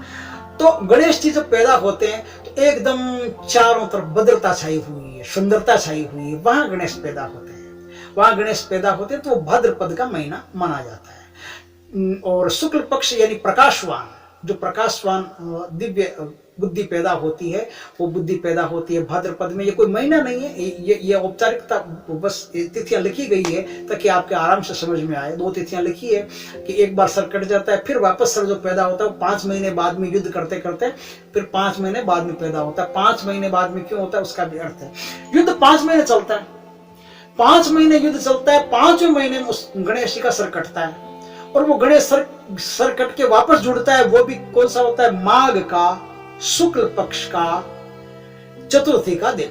अब देखना बात यह है कि 5 महीने का अर्थ क्या होता है। 5 महीने का अर्थ होता है कि 5 ज्ञानेंद्रियां हैं। 5 ज्ञानेंद्रियां ही आपको अच्छी तरह से जानबूझ करके बताती है कि आपके ये सामने क्या है। वही चख करके बताती है, वही सुन के बताती है, वही स्पर्श करके बताती है, वही देख के बताती है। इस प्रकार से 5 प्रकार की जो इंद्रियां हैं, अपनी 5 इंद्रियां, ये 5 इंद्रियां ही हमें इस संसार से अवगत करवाती है। इसलिए ये 5 महीने बताए गए हैं कि 5 महीने युद्ध चला। आदमी अपनी इंद्रियों से पूरी कोशिश करता है मृत्यु से युद्ध करने की। हिरण्यकश्यपु ने भी अपनी इंद्रियों से, ज्ञान से, बुद्धि से पूरी कोशिश की है कि मैं मरूं ही नहीं कहीं। और वही कोशिश माइकल जैक्सन ने भी की कि मैं मरूं ही नहीं कहीं। ऐसी ऐसी फौज इकट्ठी कर ली उसने, डॉक्टरों की फौज इकट्ठी कर ली और खून देने वालों की और शरीर में जितने ऑर्गन्स होते हैं उनकी पता नहीं क्या क्या है, पूरी फौज खड़ी कर ली कि अगर रत्ते पर भी मुझे बीमारी हो जाए तो तुरंत ठीक करने वाले डॉक्टर पास में होने चाहिए, कुछ भी हो जाए मुझे तुरंत डॉक्टर पास में होने चाहिए। और माइकल जैक्सन ने पूरी तैयारी कर ली। लेकिन माइकल जैक्सन मरा ना जिस दिन, अचानक से मर गया, पता ही नहीं चला किसी को। और जब डॉक्टरों ने एनालिसिस किया तो पता चला कि ज्यादा सावधानी रखने के कारण मरा है। और हिरण्यकश्यप मरा तभी उसका पता ही नहीं चला, बेचारा एकदम खंबा फाड़ करके भगवान आए, पकड़ा, चीर दिया, पेट और खत्म, सारी लीला थोड़ी देर। ज्यादा अहंकार करने की वजह से मरा और ज्यादा सावधानी रखने की वजह से मरा कि मैं इधर नहीं मरूं, उधर नहीं मरूं, आकाश में नहीं मरूं, पाताल में नहीं मरूं, बाहर नहीं मरूं, भीतर नहीं मरूं, गीले से नहीं मरूं, सूखे से नहीं मरूं, आदमी से नहीं मरूं, जानवर से नहीं मरूं। पता नहीं कितने कितने वरदान मांग लिए। आदमी इसी प्रकार के वरदान मांगता जाता है। आदमी हमेशा ये कोशिश करता है कि मैं मरूं ही नहीं, मैं मर ही नहीं सकता, ऐसा हो जाऊं तो बढ़िया रहेगा। युधिष्ठिर से यक्ष ने पूछा कि युधिष्ठिर, इस दुनिया में सबसे बड़ा आश्चर्य क्या है। युधिष्ठिर ने कहा कि इस दुनिया में सबसे बड़ा आश्चर्य यह है कि एक आदमी अपने जीवन काल में हजारों चिताएं जला करके आता है, लेकिन इतनी चिताएं जलाने के बाद भी आदमी यह समझता है कि कदाचित मैं तो नहीं मरूंगा। और यह सबसे बड़ा आश्चर्य है कि आदमी को यह लगता है कि मैं नहीं मरूंगा।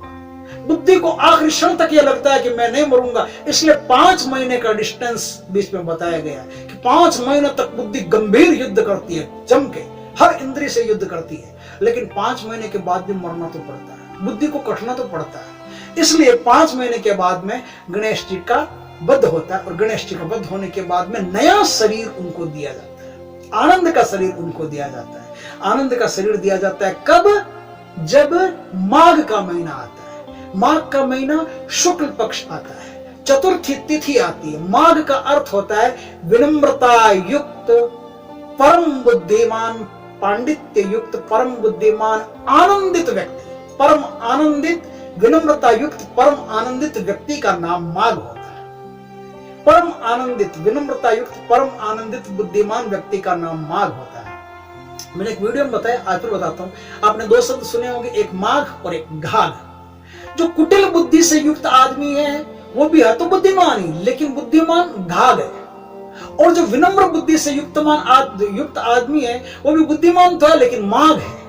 माघ का अर्थ यही होता है कि महान बुद्धि से युक्त, विनम्रता से युक्त व्यक्ति। हमारे देश में कई जो कवि हुए हैं उन्हें माघ कवि की उपाधि दी गई है कि परम बुद्धिमान और शालीन और विनम्रता युक्त व्यक्ति हैं, इसलिए उनको माघ कवि की उपाधि दी गई है। शुक्ल पक्ष का अर्थ होता है कि उनके जीवन में बुद्धि से प्रकाश पैदा हो रहा है। सारा प्रकाश इस जीवन में बुद्धि से पैदा होता है। सारे इन्वेंशन जो है इस धरती पर, सारे आविष्कार जो है, सारे आविष्कार बुद्धि से पैदा किए गए। लेकिन सारे शास्त्र बुद्धि से पैदा नहीं किए गए, ये बात ध्यान रखना। जितने भी शास्त्र आपके धरती पर हैं ये बुद्धि के पार की दुनिया, परम की दुनिया से आए हुए हैं। ये सारे शास्त्र बौद्धिक नहीं है, इनमें से कुछ शास्त्र तो बौद्धिक है लेकिन कुछ शास्त्र बौद्धिक नहीं है। ये सारे जो अभी मैं रामायण की बात करूंगा ये बिल्कुल भी बौद्धिक नहीं है। पढ़ोगे तो ऐसा लगेगा क्या पढ़ रहे हैं, समझ में नहीं आ रहा। लेकिन जब इसके गहनता में जाओगे आप रामायण की तो पता चलेगा आहा, परमात्मा ने इतनी कृपा की कि हमारे हाथ में ऐसी चीज है। परम बुद्धि से प्राप्त जो प्रकाश होता है उसे शुक्ल पक्ष कहते हैं। शुक्ल पक्ष का कोई भौतिक अर्थ नहीं है, शुक्ल पक्ष का सूक्ष्म अर्थ है कि गणेश जी जब वापस पैदा होते हैं तो परम विनम्रता युक्त बुद्धिमान, परम विनम्रता युक्त बुद्धि के स्वामी, और अब वो प्रकाशित व्यक्ति हैं। अब उनके जीवन में आनंद और ज्ञान और विवेक तीनों से प्रकाश पैदा हो गया है, इसलिए माघ के महीने में वो पैदा होते हैं। तो अब गणेश जी चतुर्थी के दिन क्यों पैदा होते हैं? पहले भी चतुर्थी के दिन आए, अब भी चतुर्थी के दिन आए। ये चतुर्थी 4 अवस्थाएं हैं मनुष्य के चित्त की। मनुष्य के चित्त की 4 अवस्थाएं क्या है? एक तो है जागृत अवस्था, हम जब जागते रहते हैं तब हमारे जीवन में बुद्धि काम करती रहती है। और दूसरी अवस्था है सुप्त अवस्था, जब हम सो जाते हैं तो भी बुद्धि काम करती रहती है। जागते रहते हैं तो भी बुद्धि काम करती रहती है, सोते हैं तो भी बुद्धि काम करती रहती है। और जब हम नींद में सपना देखते हैं, तीसरी अवस्था स्वप्न है, जब हम सपना देखते हैं तो भी बुद्धि काम करती रहती है। ध्यान रखना बात को, क्योंकि सपने में बुद्धि ऐसे काम करती है कि आपको पता चलता है कि एक सांप पीछे भाग रहा है, आप भागते हो। अगर बुद्धि नहीं होती तो पता कैसे चलता कि भागना है? सपने में भी आपके साथ बुद्धि है, मैं तत्व सपने में भी आपके साथ है। तो तीनों स्थानों पर बुद्धि आपके साथ है। चौथी है तुरीय अवस्था। तुरीय अवस्था का अर्थ बड़ा गंभीर है। तुरीय अवस्था में बुद्धि नहीं होती, तुरीय अवस्था के बाहर बुद्धि खड़ी रहती है। जहां तुरीय अवस्था शुरू होती है उसके गेट पर बुद्धि जाकर के अपना आसन बिछा करके बैठ जाती है, अंदर नहीं जाती तुरीय अवस्था के। तुरीय अवस्था एक ऐसी अवस्था है जो परम आनंद की, परमात्मा की अवस्था है, समाधि की अवस्था है। उस समाधि की अवस्था में क्या होता है कि चित्त जितना डूबता है उतना ही सागर गहरा होता है। चित्त जितना डूबता जाता है परमात्मा के आनंद में उतना ही गहरा गहरा होता जाता है। उसे पता नहीं चलता कि मैं डूबता कहां, एकदम मस्ती, एकदम आनंद। लेकिन उस आनंद की एक खास बात है, वो आनंद जब आपके दुनिया में पैदा होता है तो आपकी आंखें आधी खुली होती, आधी बंद होती है। आधी खुली, आपने देखा होगा शंकर भगवान की गीता में भी कहा, उन्मुनि मुद्रा के बारे में कहा। उन्मुनि मुद्रा का अर्थ होता है कि आधी आंखें खुली, आधी आंखें बंद, और नाक के अग्रभाग पर तुम दृष्टि टिकाए हुए, यानी कि आपकी सारी की सारी ऊर्जा एकदम स्तंभित हो गई है। आधी आंख खुली, आधी आंख बंद का मतलब होता है कि आपकी सारी ऊर्जा एकदम रुकी हुई है, स्तंभित है। आंख पूरी खुली हो तो ऊर्जा बाहर चली जाएगी, और आंख पूरी बंद हो तो ऊर्जा नींद में चली जाएगी। लेकिन आंख न खुली है न बंद है तो आपकी सारी की सारी ऊर्जा टिकी हुई है, आप तुरीय अवस्था में हो उस समय। इसका अर्थ यह होता है कि आप जब तुरीय अवस्था में हो तो सारी की सारी ऊर्जा आपकी जम गई है, थम गई है, एकदम रुक गई है, और आपका चित्त एकदम आनंद से सराबोर हो गया है। परमात्मा की प्रबल मस्ती के अंदर आप झूल रहे हो, और बाहर लग रहा है कि यह आदमी नशे में बैठा है। क्योंकि आप क्या है, जो चीज आप समझोगे अपने धरातल से समझोगे, चाहे आपको कोई कुछ कहीं से भी कुछ भी दिखा दे, समझना आपको वहीं से है जहां आप खड़े हो। छोटे बच्चे थे, स्कूल में टीचर आया, शराब की बोतल साथ में लाया, पानी की गिलास साथ में लाया, और बच्चों को एक प्रैक्टिकल दिखा रहा है। वो बता रहा है कि शराब कितनी हानिकारक है। वो ऐसा बताना चाहता है कि देखो शराब कितनी हानिकारक है, ये भीतर से जीवाश्म को मार देती है, कीड़ों को मार देती है, और अपने शरीर में जो शरीर के ऑर्गन्स है ना उनको भी खा जाती है ये शराब। तो टीचर क्या करते हैं, टीचर एक कांच की गिलास में शराब डालते हैं, एक कांच की गिलास में पानी डालते हैं, बच्चों के सामने प्रैक्टिकल कर रहे हैं। देखना बच्चों, ध्यान से देखना, तुम कहीं गलती नहीं हो जाए। बच्चे ध्यान से देख रहे हैं। हाँ टीचर आपने क्या किया, एक गिलास में पानी डाला, एक गिलास में शराब डाला, एक गिलास में कीड़ा डाला और दूसरी गिलास में भी कीड़ा डाला। पानी की गिलास में भी कीड़ा है और शराब की गिलास में भी कीड़ा है। अब क्या है, थोड़ी देर बाद में वो निकालते हैं, तो जो शराब की गिलास में कीड़ा था वो कीड़ा मर गया, और जो पानी की गिलास में कीड़ा था वो कीड़ा जिंदा बचा। टीचर ये बताना चाह रहा है कि आप शराब पियोगे तो जिस तरह से कीड़ा मरा है ना उस तरह से आप भी मर जाओगे, आपके भीतर के ऑर्गन फेफड़े आदि गलगला के खत्म हो जाएंगे, नष्ट हो जाएंगे। समझे ना बात को? बच्चों से कहता है बच्चों को समझे, आप बच्चे कहते बिल्कुल समझ गए साहब, अब क्या आपने इतनी गंभीर बात बताई, हमने समझेंगे, बेवकूफ समझ रहे हैं। एकदम गुरुजी आपका आशीर्वाद, सब समझ गए। टीचर ने कहा बिना बताए समझ गए, बड़े गजब के बच्चे। क्या समझे बच्चे, बताओ तो सही। तो बच्चे बताते हैं कि हम समझ गए, आप जो बता रहे हैं। बोले क्या समझे? बोले हम समझ गए कि शराब पीने से पेट के कीड़े मरते हैं, शराब पीने से पेट के कीड़े मरते हैं, बस हम समझ गए। टीचर ने कहा अच्छा मैं ये समझा रहा था। आप वही समझोगे जहां से खड़े हो और आप जो समझना चाहते हैं। शंकर भगवान के साथ में आपने भांग, धतूरा, नशा, गांजा, पता नहीं क्या क्या जोड़ दिया, क्योंकि आपको क्या है, जब शंकर भगवान समाधि की तुरीय अवस्था में होते हैं तो उनकी आधी आंखें खुली होती है, आधी आंखें बंद होती है। और आपकी दुनिया में जो आदमी नशे में होता है ना, उसकी भी आधी आंखें खुली होती है, आधी आंखें बंद होती है। कोई आदमी बोतल पी के पड़ा है ना, आधी आंख खोले देखेगा आपको, फिर आंखें बंद कर देगा, आधी आंखें खोलेगा, फिर ऐसा लगेगा बंद कर रहा है, खुली भी है बंद भी, आपको पता भी नहीं चल रहा है। आप सोचते हो नशे में। शंकर भगवान पर भी वो नशा थोप दिया आपने, आपको लगता है कि शंकर भगवान में नशे में होंगे। इसलिए शिव की जब योग वाली मूर्ति आप देखते हैं तो सीधा कह देते हैं हाँ भांग घोट के पी रहे होंगे। अच्छा, जिसको हलाल विष असर नहीं करता उसको तुम्हारी भांग असर कर जाएगी।